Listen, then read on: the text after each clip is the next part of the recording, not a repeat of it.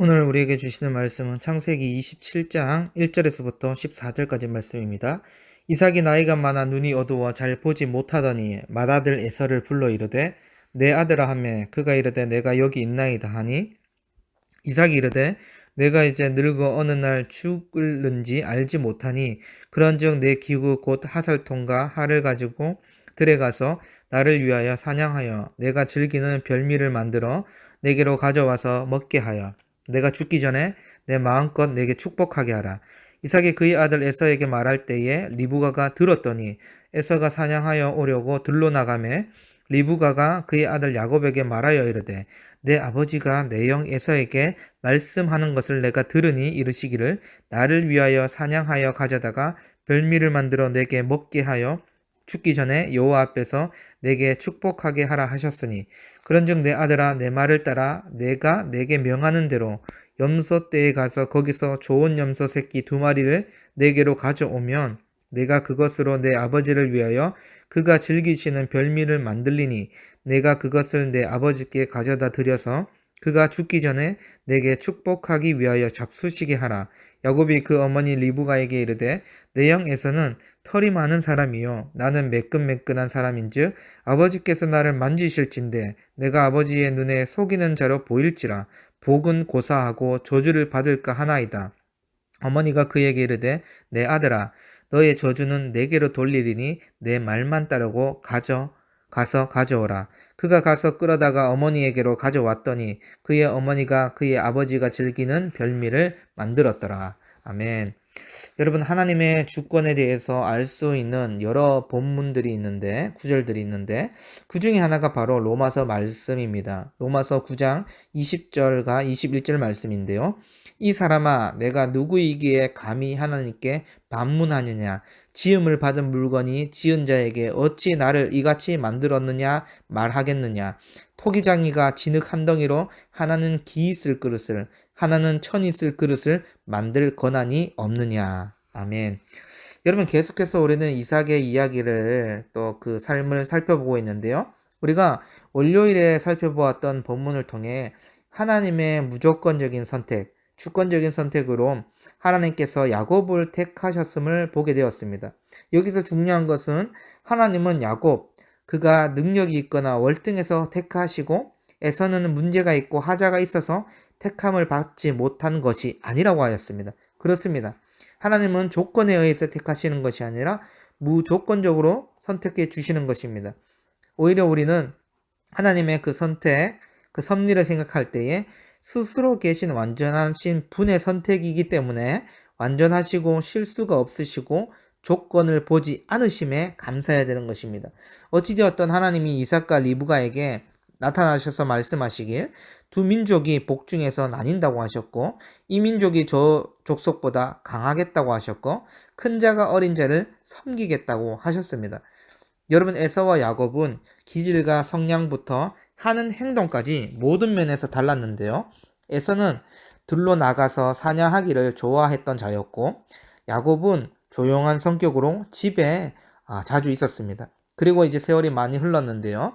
이삭의 삶에도 많은 일들이 있었고 그의 아들 에서는 벌써 결혼까지 하였습니다. 그런데 에서는 할아버지 아브라함의 가르침을 외면한 채 해쪽 속의 여인 2명과 결혼함으로 이삭과 리브가의 마음에 근심을 가지게 하였어요.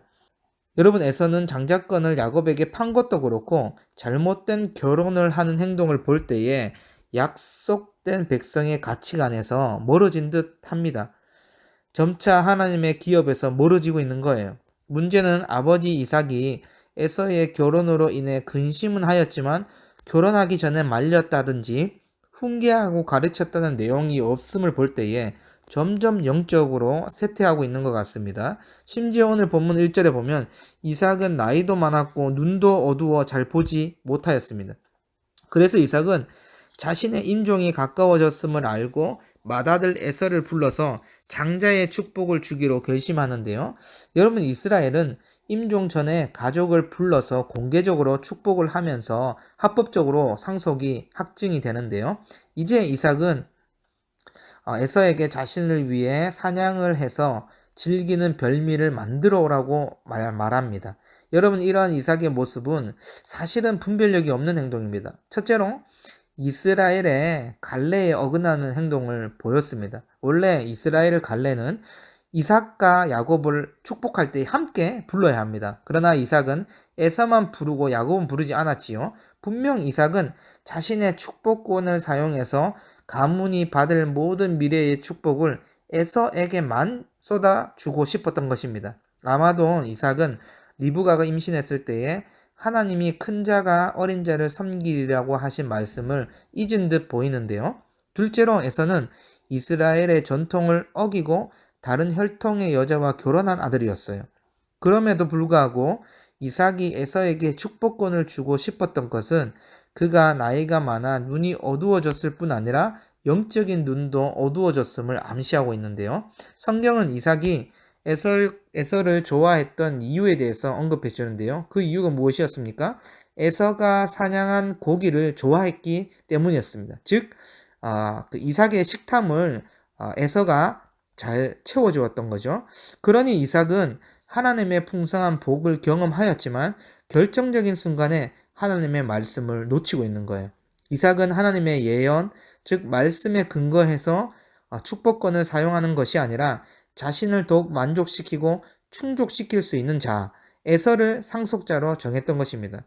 그래서 우리가 영적인 분별력이 어두워졌음을 알 수 있을 때는 언제이겠습니까? 하나님의 말씀에 근거하지 아니하거나 하나님의 약속에 근거하지 않을 때입니다. 여러분, 이삭은 하나님께서 야곱에게 장자권을 주기로 하셨다는 것을 알고 있었습니다.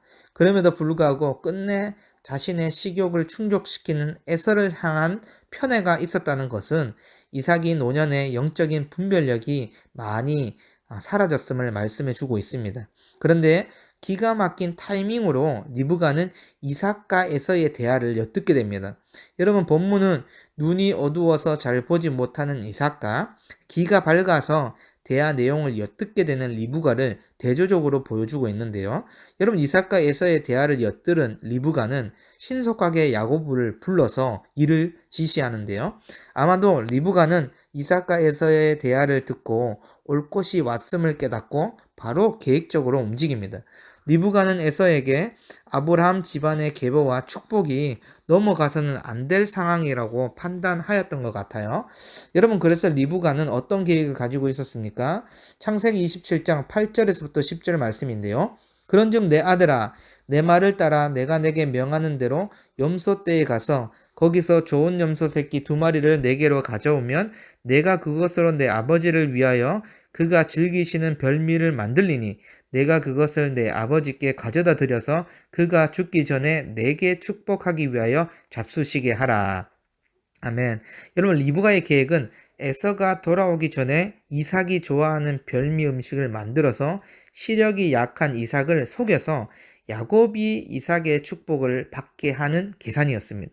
여러분, 리브가가 얼마나 지혜로웠던지 염소 새끼 2마리를 잡아서 이삭을 위해서 별미를 만들고 남은 가축, 털 가축은 두 손과 목을 뒤덮여서 위장하는 데 사용하였던 것입니다. 그럼에도 불구하고 야곱은 어머니의 계획을 듣고 아버지를 속이려다 자신이 저주를 받을지도 모른다는 두려움으로 염려, 걱정하고 있습니다. 그도 그럴 것이 율법은 소경과 맹인이 어려움을 당하지 않도록 배려해야 한다고 가르치고 있고 맹인의 길을 잃게 하는 자는 저주를 받는다고 선언하기 때문인데요. 따라서 눈이 잘 보이지 않는 이삭을 개인의 이익을 위해서 이용한다는 것은 두려운 일임에는 틀림이 없습니다. 그러나 리브가는 결단력 있게 이 일을 자신이 책임질 일이기 때문에 아버지의 저주를 자신이 받겠다고 말하고 야곱을 안심시킵니다. 그리고 야곱은 리브가가 시키는 대로 움직이는데요.